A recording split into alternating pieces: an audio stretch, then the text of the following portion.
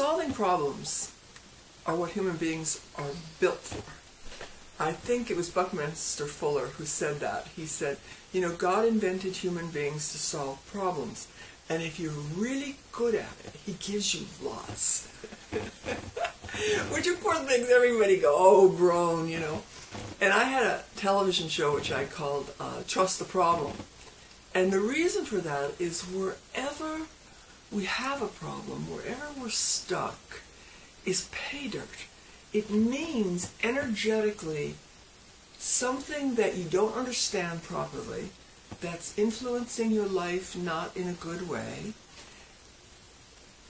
is too unconscious. And when a problem presents itself, all the dynamics of the energy in that are coming to the fore for you to grow. That's what it's for. And instead of hating problems, we should say, okay, God, how can I make, you know, spin gold out of this straw, you know? How can I make the alchemical transformation of what is considered base or not good into a bigger insight, a greater strength, a bigger grounding, a bigger view? All of this is what shifting just how we hold everything.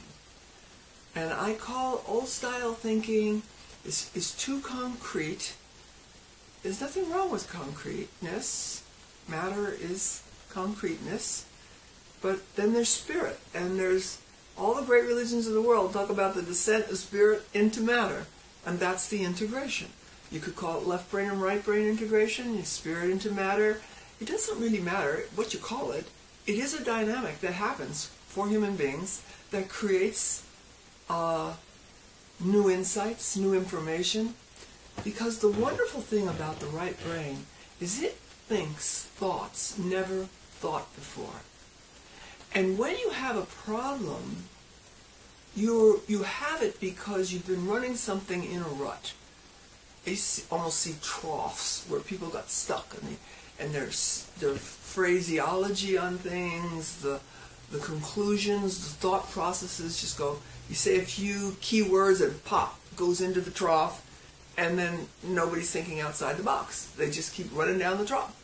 Well, what New Style thinking does is consider that as a thing we do, and that we have the power to create new paths, new boxes, new constructs, new ways of holding it.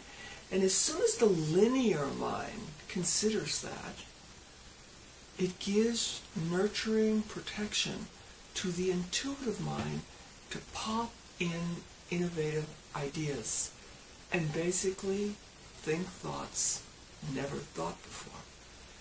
You know, that's where Isaac Newton got the understanding about gravity, and Kepler, the laws of planetary motion, and Einstein, energy equals everything. I mean, these views that seem so almost fairy tale-like, so outside the concrete matter of judgment that we're holding everything in, there's always individuals who let their intuitive mind lift them out of it. And then they use the linear mind to check it out, to study it, to bring in more facts. So it's an integration. And that is really what the evolutionary leap is. And that's the kind of good news we need to understand where we're going. That creativity is our destiny. Solving problems is the gateway to that destiny. Facing fear brings us heaven on earth.